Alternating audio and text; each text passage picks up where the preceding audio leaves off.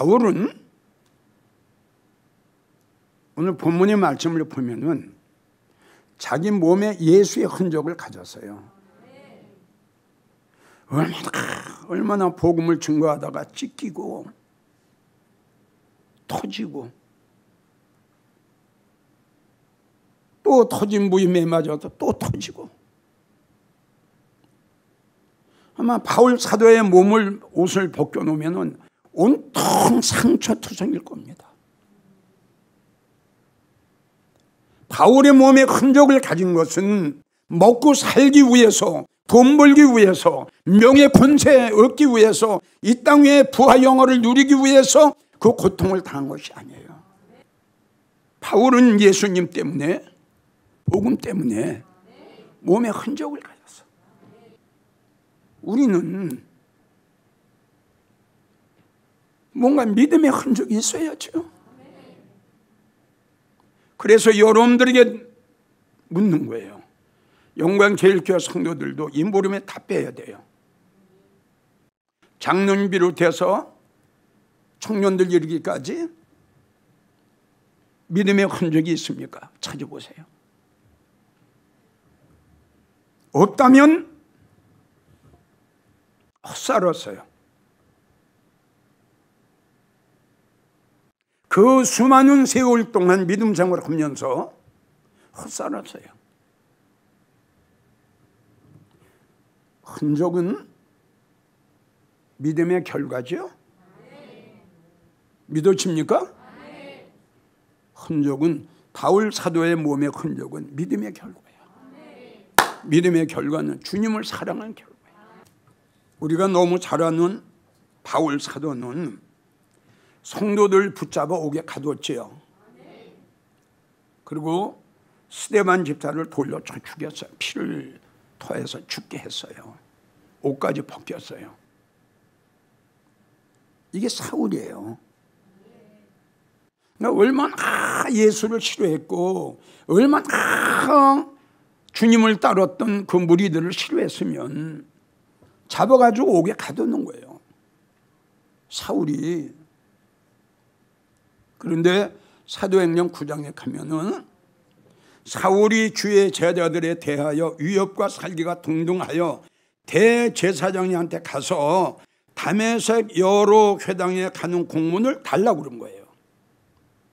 공문을 청하니 이는 주님을 믿는 사람들을 만나면 남녀 막론하고 결박하여 예루살렘으로 끌고 가 감옥에 집어넣으려 함이라. 사울이 다메섹에 가까이 가더니 호시원히 빛이 비치는 거예요. 꽉 비치는 거예요. 그러면서 사울아 사울아 네가 어찌하여 나를 그렇게 싫어하냐? 왜 그렇게 나를 핍박하냐? 바울이 깜짝 놀래. 누구십니까?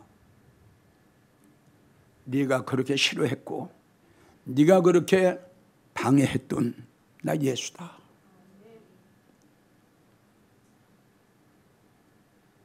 다메섹에서 그 예수 믿는 사람들 잡아가지고 예루살렘으로 끌고 가서 감옥에 집어넣으려고 하다가 다메섹에서 주님을 만난 거예요.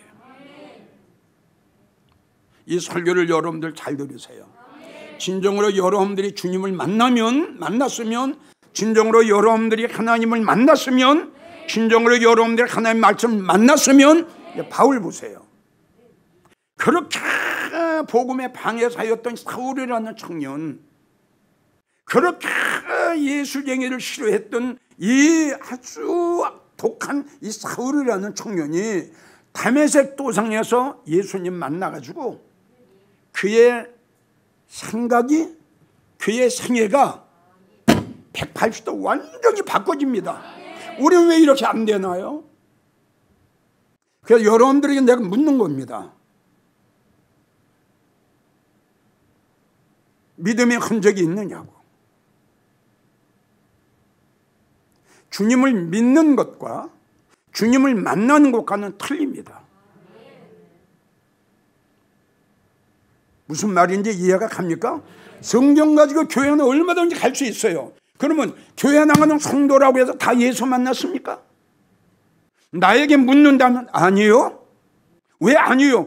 진정으로 예수 만나면, 진정으로 예수를 만난 성도라면 바울이 바꿔지듯이, 할렐루야, 아멘 크게 해요. 그렇게 독한 바울이 눈물의 사도로 바꿔줘요. 이게 예수 만난 자의 결과입니다. 이게. 자, 다메섹 도상에서 주님을 만난 바울 보세요. 고린도전서 15장 19절부터 보면 나는, 자기를 소개하는 거예요. 나는 하나님의 교회를 핍박했던 자다. 그렇기 때문에 나는 사도라 칭함을 받을 수가 없는 인간이다. 아멘이에요? 자기 고백을 한 거예요. 근데 내가 지금 이렇게 사도가 된 것은, 나 된 것은 하나님의 은혜다. 이게 첫 번째 고백. 보세요. 180도 바꿔진 거 보세요. 예? 자, 두 번째 고백이 골로새서 1장 6절. 나는 하나님의 은혜를 이제 깨달았다. 아멘이에요? 지난 시간에도 내가 두 번에 걸쳐서 설교했어요. 또 이따가 또 하려는지 몰라요. 이거는 분명한 사실이에요.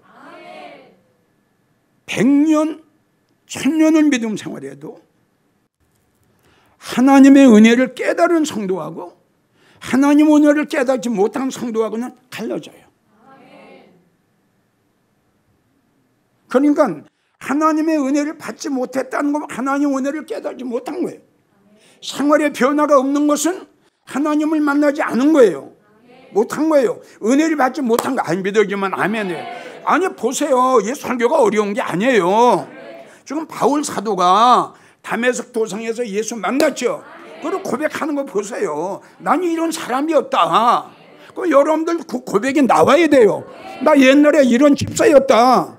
이렇게 간사하고 거짓말하고 겉과 속이 틀렸고 행함이 없었고 이런 나였다. 고백이 나와야 돼요. 그런데 내가 바꿔줬다. 왜? 하나님의 은혜 받았다. 하나님의 은혜를 깨달았다. 이게 바울 사도예요. 자, 세 번째가 뭐냐? 처음에는 하나님의 은혜 알았죠? 내가 나 된 것은 하나님의 은혜다. 아, 그래 하나님의 은혜를 깨달은 거예요. 세 번째가 아니야. 하나님의 은혜를 깨달았죠? 그러니까 어떻게 해? 보답해야죠. 살전 3장 9절 어떻게 보답할까?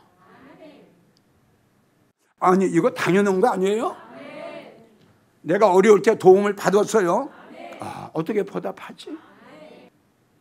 그래서 로마서 14장의 고백이 그거예요. 뭘까요? 내가 살아도 죽어도 사나 죽으나. 그리고 또 고백하는 것이 뭐냐 그러면 빌립보 1장 20절을 보면 살든지 죽든지 내 몸에서 주님만이 존귀하게 되기를 원합니다. 여러분 주님을 만나면요 이렇게 내 생애가 바꿔지는 거예요. 이렇게. 그리고 고백이 오늘 본문의 말씀이에요. 나는 내 몸에 이걸 고백하는 겁니다. 그럼 결론은 뭐냐 그러면 자 중요한 것이 자기를 알았죠. 사도가 됐죠. 뭘로? 하나님의 은혜로. 보답해야죠. 살든지 죽든지 내 몸에 예수의 흔적 갖기를 원한다. 이거예요. 아까도 내가 여러분들에게 이야기했지만 바울 사도는 몸의 흔적을 가졌지만 우리는 믿음의 흔적을 가져야 돼요.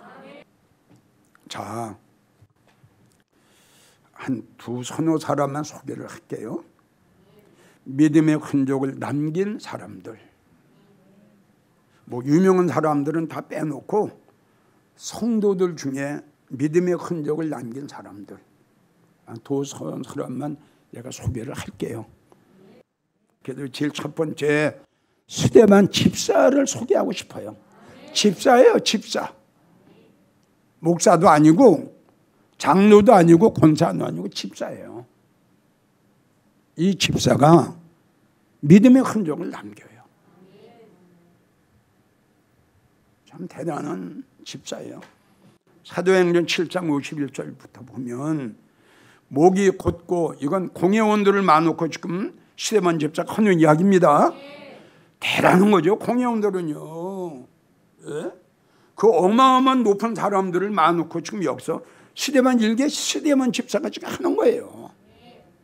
그 내용이 뭐냐 그러면 목이 곧고 마음과 귀에 할례 받지 못한 자들아, 너희가 항상 당신네들의 성령을 거스리지 않냐, 성령을 모독하고 성령을 모욕하지 않냐. 너희는 너희 조상과 너희도 똑같은 행동을 한다. 그러니까 공회원들이 이 말을 듣고, 저희가 이 말을 듣고 마음에 걸려 이를 갈아요. 이를 갈고 늘 스데반의 성령의 충만하여 하늘을 우러러 주목하여 하나님의 영광과, 아멘 오세요. 하나님의 영광을 봤어요. 하나님 보여주신 거예요. 돌에 맞아 피투성이가 돼서 온 옷이 피로 물들어가요. 주 예수여 내 영혼을 받으소서. 하늘을 쫙 우러러보니까 하늘문이 열리고 하나님께서 이에게 하나님의 영광을 보여주시는 거예요. 하나님의 영광과 예수님께서 하나님 우편 보좌에 앉으신 것을 보여주셨다. 한마디로 하나님의 영광과 예수님의 보좌는 어디에 속하냐? 천국의 비밀에 속해요. 마태복음 13장 11절. 내가 천국의 비밀을 보여주시는 거예요.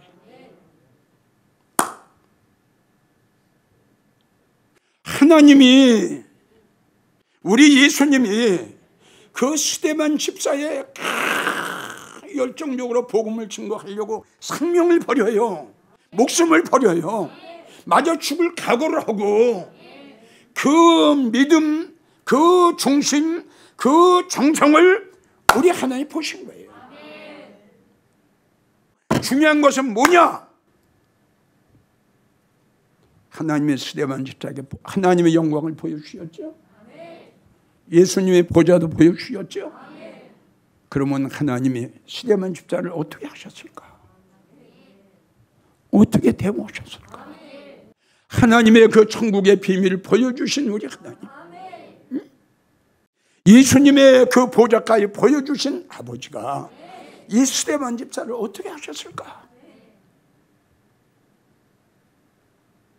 왜 보여주셨을까요? 왜 하나님의 영광을 보여주셨을까요? 스데반 집사는 하나님의 영광 가운데 주님이 계신 그 보좌 우편에 일개 집사가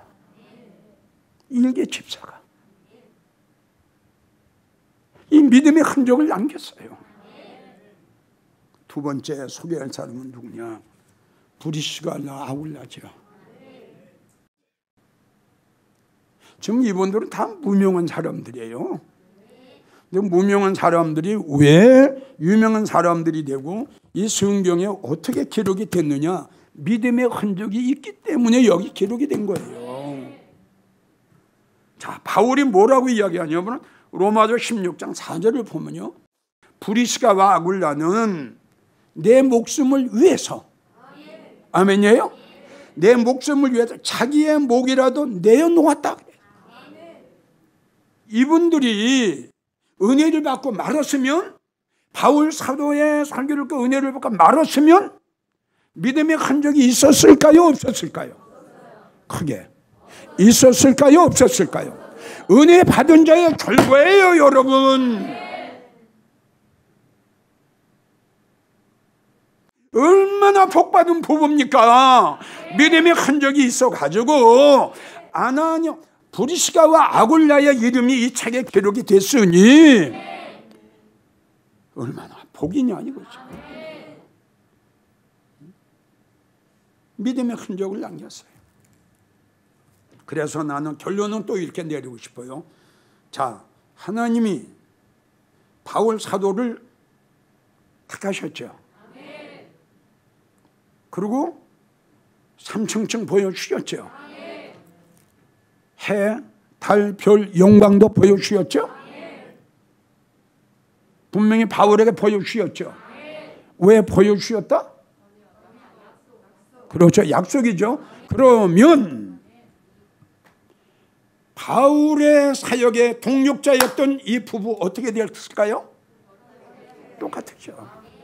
이게 사무엘상 9장에 나오죠. 하나님이 사울을 상석에 앉혔더니 누구까지? 사왕까지 똑같아. 바울 사도가 예수님 우편에 앉아 있더니 브리스가 왕을 아니 이건 진리예요. 이거는 그렇게 하실 수밖에 없어요. 왜? 자, 우리가 보면 예수님이 12 제자죠. 그러니까 12 제자는 예수님과 동력자거든요. 그들은 생명을 내놨어요. 복음을 위해서. 자, 예수님이 약속하셨죠. 뭐라고 약속하셨죠? 그렇죠. 세상이 새롭게 되면 내가 보좌 12개 만들어서 너희도 했죠? 똑같은 거예요. 그래 아까 소개한 스데반 집사 보여주셨죠? 이건 난 두 손 들고 약속할 수 있어요. 하나님이 보여주신 것은 약속이에요. 바울 보여주셨죠? 그걸 보여주신 바울과 함께 사역을 하면서 목을 내놓은 이 부부 어떻게 하겠어요? 아니 바울은 거기 앉히고 바울을 도와서 소욕 동력하고 목을 내놓은 이 사람들 저 아래 앉히겠어요? 이런 하나님은 아니라는 거예요. 이건 아니에요. 자, 마지막 세 번째, 우리가 너무 잘 아는 매우 귀한 향유 옥합을 주님께 드려 믿음의 흔적을 남긴 마리아.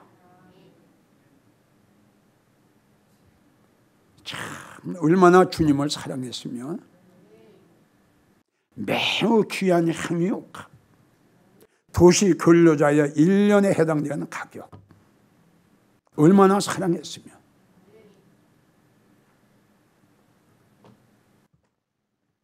마태복음 26장 6절, 한 여자가 매우 귀한 옥합을 예수님의 머리에 부으니 제자들이 분하여 가로되 왜 허비하냐? 팔아서 어려운 사람 좀 돕지. 이 말을 들은 예수님이 그 못된 인간들에게, 사람들에게 하는 말, 저를 괴롭히지 마라.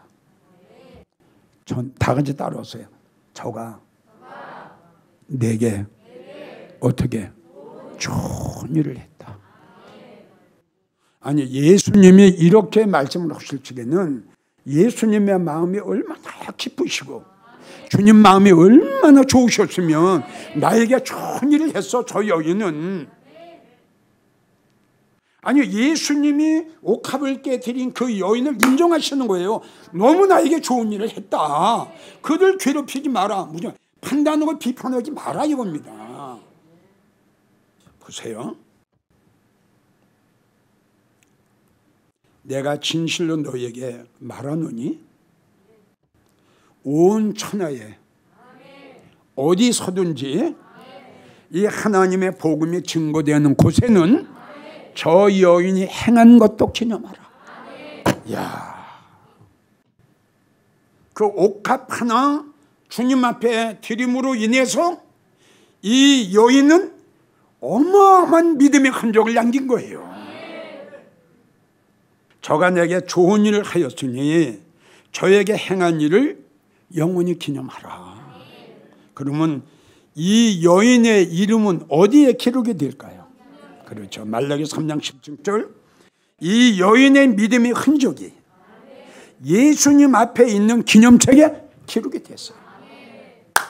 이 여인의 이름이 하나님 보좌 앞에, 내가 여러분들을 간증했지요. 천년왕국이 이루어지면 어떻게 하나님이 아브라함을 칭찬하시고 자랑하신다고 그랬죠. 이게 기념책이에요. 이게 그 여인의 행함과 여인의 믿음이 하나님 앞에 있는 기념책에 쫙 기록이 된 거예요. 할렐루야. 왜 이렇게 우리 못해요? 그렇게는 못할지라도 다른 건 할 수 있으면 해야죠. 아멘.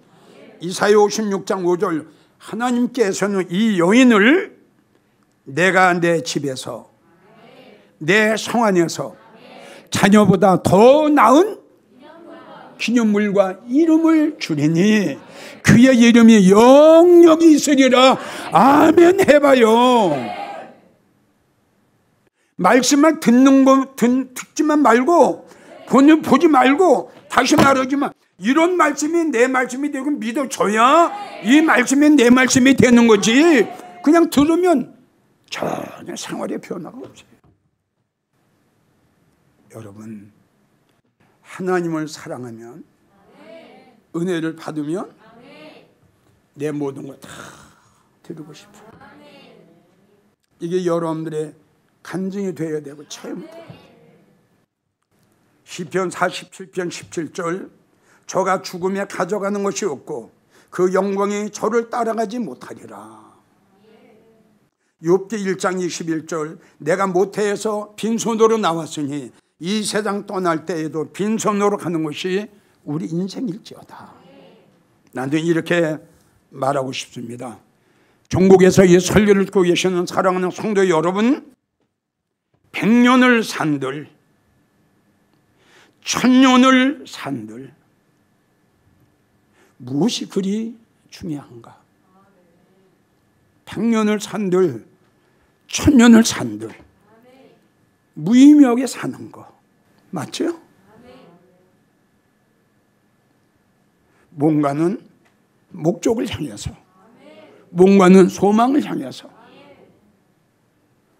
브리스가와 아굴라처럼, 스데반 집사처럼 뭔가 믿음의 흔적을 남길 수 있는 그러한 삶을 살아가야 되는 것이 중요한 거 아니겠어요? 100년을 산들 뭐합니까? 1000년을 산들 뭐합니까? 죽은 생활? 무의미한 생활? 하나님은 에베소 5장 16절 세월을 아끼라 때가 악하니라. 베드로전서 4장 7절로 정신 차려라 만물의 마지막이 가까웠느니라. 전국의 설교 듣고 계신 사랑하는 성도 여러분, 장로님 내려놓으세요. 권사님 내려놓으세요. 집사 내려놔요. 그리고 스데반 집사처럼 브리스가와 아굴라 같은 그 선한 부부처럼 자기가 가지고 있는 것 정말 주님을 사랑해 아낌없이 옥합을 깼던 이 마리아처럼 보람되게 가볍게 주님을 위해서, 그리고 나를 위해서. 바울 사도는 몸의 흔적을 가졌지만 우리는 믿음의 흔적을 가져야 돼요. 믿음의 흔적을 남은 것은 영원히 하나님이 기념하신다고 하셨는데, 짧은 생애를 살지라도 보람되게 가볍게 사는 것이 참 인생일진데, 믿음의 흔적을 남기면서 살아가는 것이 얼마나 축복이고 영광일까.